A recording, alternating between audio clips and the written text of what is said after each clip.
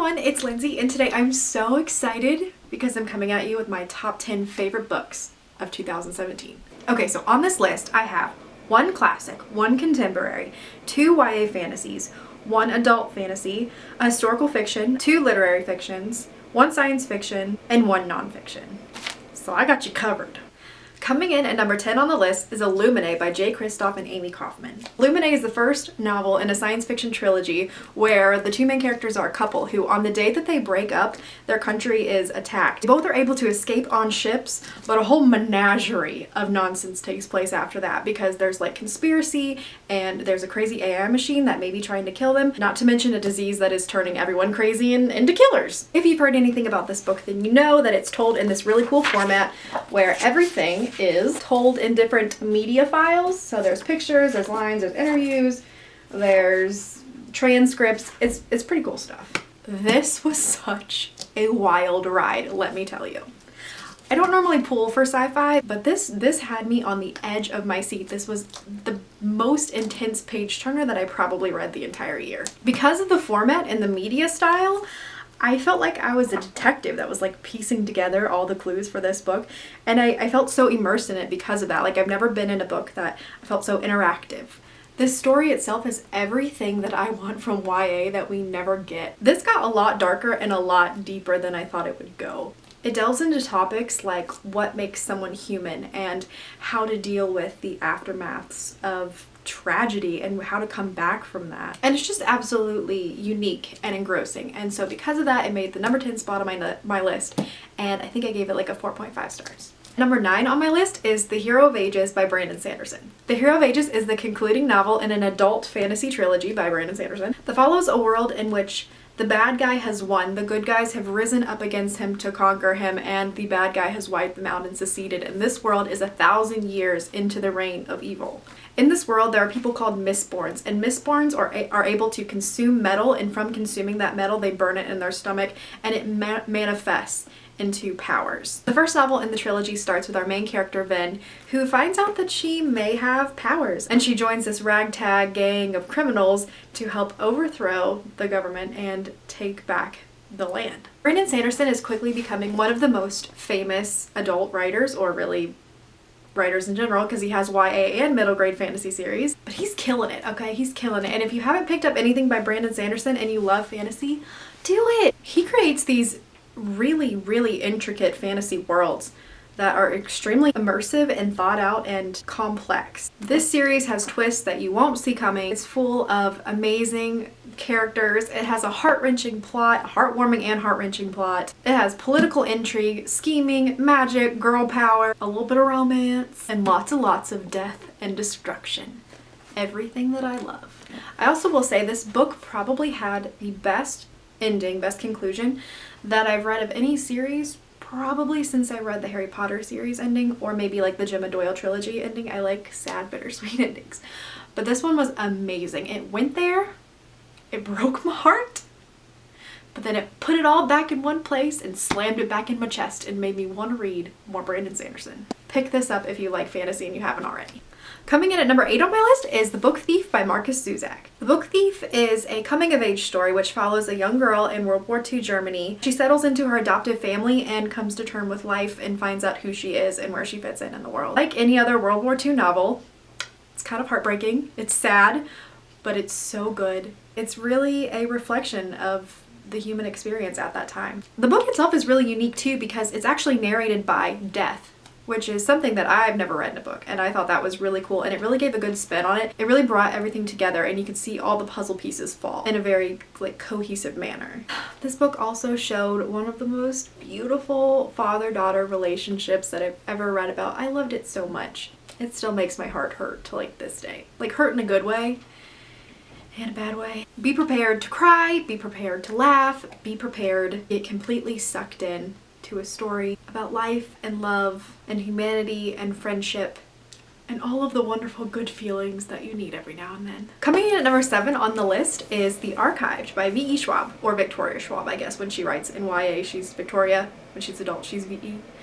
She's a woman of mystery. The book follows our main character, Mackenzie, who is a keeper, and keepers are tasked with the sole job of keeping histories, which are kind of like copies of people's souls that have lived on Earth in the archive. And the archive is like a world between worlds that's a giant library where all of these histories are filed away. Sometimes the histories will wake up and they go rogue and they try to get back into the human realm, which can cause mayhem. The book is just as creepy and atmospheric as it sounds. V.E. Schwab has a way with that. Like if you read anything by her, you know everything has like a deeper, dark undertone with her. The book isn't only about solving the mystery and this fantasy, getting all the histories corralled up type thing, but it also deals with Mackenzie and her family dynamic because she's just lost her little brother less than a year ago. And so you're kind of watching her grieve and come to terms with that and watching her family do the same thing. The reason though that this book made number 7 on my list is because it had the most enthralling mystery that I think I read all year, which is funny because it's not a thriller and it's not a mystery, but it was better than all the thrillers or mysteries that I read this year. It was so good. I could not stop thinking about it even after I was done reading the book, or when I would put the book down and I would go like do whatever else. I was just thinking like, who done it? You know, I always was trying to figure it out. This is actually one of V.E. Schwab's less popular series too, which I think is so funny because I've read I think 5 books by her now, and the Archive series is still my favorite. I'm liking that the best so far, so check it out. And number 6 on my list is The Unseen World by Liz Moore. The Unseen World is a coming-of-age story that follows our main character Ada, who's been raised by her brilliant and eccentric father and kind of sheltered in and of herself. So she's kind of become this eccentric genius as well. And she's just trying to live her life and discover who she is, just like any like 12, 13-year-old girl. But when her father starts to lose his memory and some mysterious things from the past start to be revealed, Ada finds out that her father may not be who she thinks, so she kind of has to dig through the past and solve the mystery for herself. The way I felt about this book was so entirely unexpected. I picked this one up on a whim because I needed an audiobook, and it was just there in the free section of Prime, so go check it out if you're a Prime member on the Audible app. This was a slow-burning, character-based novel that you just want to sit down and enjoy and take your time with. It's decadent, it's lavish, it's beautiful, it's immersive, like all of these books on my list, but it's immersive, it's heartbreaking, it's funny, and it's relatable. It's so incredibly relatable. I found myself, like me and my father's relationship, and Ada and her father's relation so much, and that's so exciting to see when things like that happen and you can draw parallels into the real world. I really connected with Ada in this book, with her awkwardness around her peers and her desire to figure out her place in the world, and kind of like her ridiculous childhood crushes and just her want of normalcy, just like any young girl wants. I will say again, this is a slow burning novel, so go into it, take your time. There's not a lot of action. The mystery is there, but it's definitely not the main part. The main part is watching Ada go from being a girl to a woman. So take your time, enjoy it, just let it simmer, and pick this one up if you haven't already. Coming in at number 5 on the list is The Hound of Baskerville by Sir Arthur Conan Doyle. Well, this is a brick. This is a bind-up. Like, this isn't how long the entire book is. The Hound of Baskerville is a Sherlock Holmes mystery that follows, of course, the famous Sherlock Holmes and his sidekick Watson as they try to piece together this mystery that's taking place in the countryside of England on the moors, where a wealthy man has been found dead, seemingly for no reason. Sherlock Holmes doesn't believe in the supernatural. He believes all things can be explained through evidence and reason and analysis. And so he is going to explain this crime, and it's not going to be by hellhounds, which is what the entire town thinks it is. This book was so much more than I anticipated. It was fast-paced and intriguing and cunningly constructed. It was enthralling, and I couldn't put it down, and it was still a classic. This didn't read like a classic at all. This read like a modern mystery. I was constantly trying to figure out and wondering who did it. Like, is it supernatural elements that have caused this death, or was it really a murderer? There's so many suspects and there's so many clues, and none of the clues exactly add up. They're all very disjointed, and it just keeps you on the edge of your seat. It's so good. It's so good. And this was written like 150 years ago or something. Like, this is great. This is literature at its finest, people. My bind-up is like really intimidating. The book itself is under 100 pages, so you can read this in one sitting. You can read this in a day.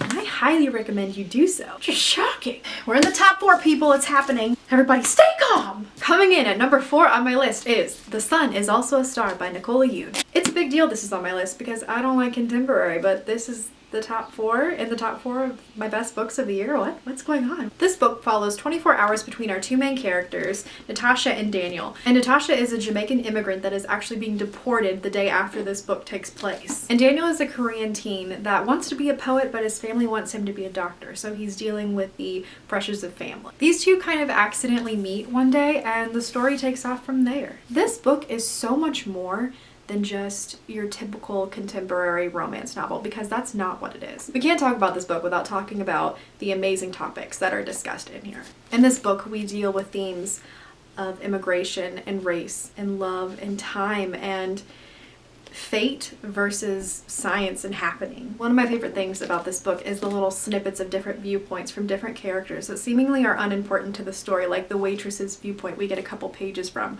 or someone in traffic we get a couple viewpoints from, and you don't think that these things are important, but they just humanize everyone and they show us how everything is interconnected, everyone is interconnected. This isn't just a cutesy romance story about a boy and a girl that accidentally fall in love. It's a story about the human condition and how we're all connected, and one event that you think is inconsequential can actually mean the world to somebody else. It showcases real world and controversial topics, and it gives it to you in a relatable, condensed 400 pages. I experienced every feeling there is to feel in this book. I was happy, I was sad, I was crying, I was laughing, I was falling in love like when they were. And I don't think that I've read a book that ever made me like experience the full spectrum of all the emotions in 400 pages. This book is breathtaking, it's diverse, it's important. Please pick it up if you haven't already. Coming in at my number 3 spot is A Woman's Book of Inspiration.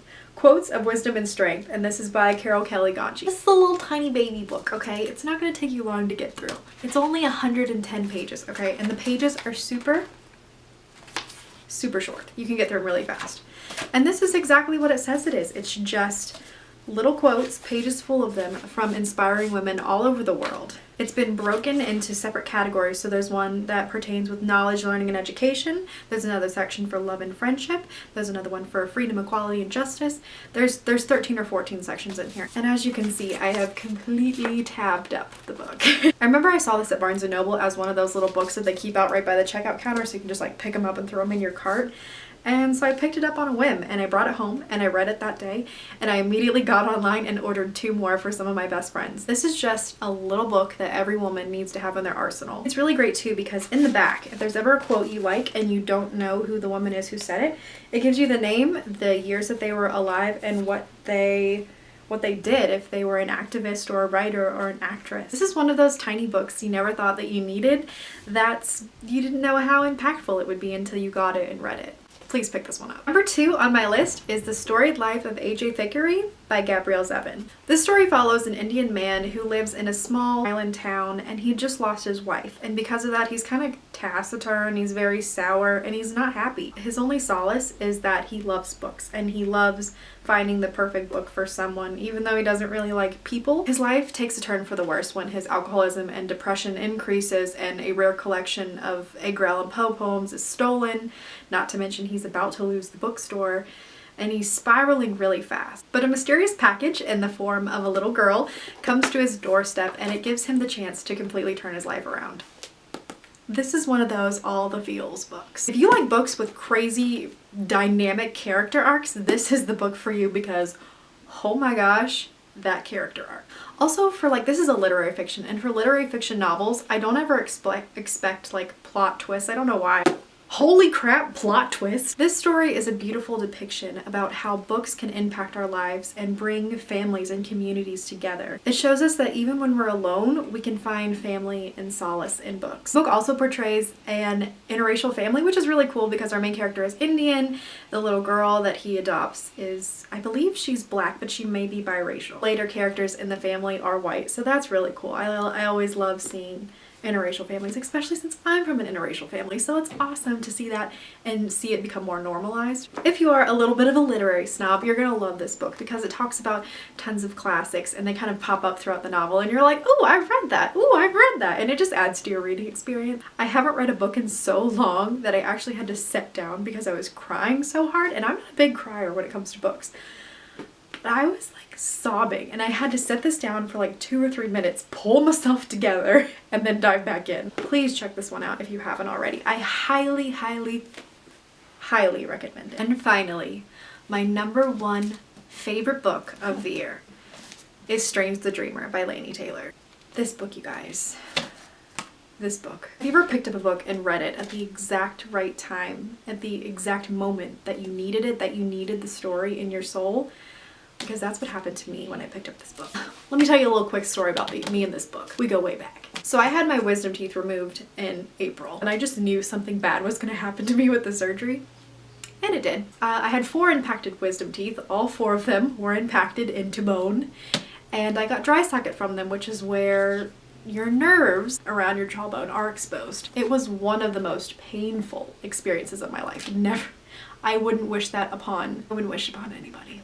But anyway, I was miserable and I wanted to read. I wanted something that was going to take my mind off of the pain and off of the horrible predicament that I was in. And I knew I couldn't physically read because I was on a ton of like really strong medication. I just kind of turned it on and picked it up and started listening. I was completely swept away into this world, which is exactly what I needed. This book follows my precious baby, and his name is Laszlo Strange, and he's a librarian. And since childhood, he's been obsessed with this kind of forgotten city of Weep. The name itself has been lost through history, and every time someone wants to speak it, they can't think of it, and the only sensation they experience is the taste of ash and tears on their tongue, so they have called it Weep. Most people are skeptical of Weep. They think it's kind of like myth and legend, but Laszlo believes, and it is his one sole purpose to discover Weep. The story kicks off when Laszlo is given the opportunity to travel to Weep. Just in case you've never picked up a Laini Taylor book, we're going to talk about her writing for a second. She writes in a way I love. It's descriptive and all-encompassing and lavish. Everything that a fairy tale should be. The characters in this book are incredibly crafted. They feel like real people, and the plot will take you to places you didn't think you would be going. This book is about the calamities of war and the prejudices and the unforgiving social climate that stems from it. It's a story of selflessness and moving on after tragedy and daring to dream and daring to love in the middle of turmoil. This book, it's decadent and it's rich. It's chocolate, it's honey, it's lavender and velvet. It's everything pure and lush and luxurious. So let me know down in the comments what your favorite books of 2017 were. Don't forget to like and subscribe, and I'll see you guys all in the next one. Bye!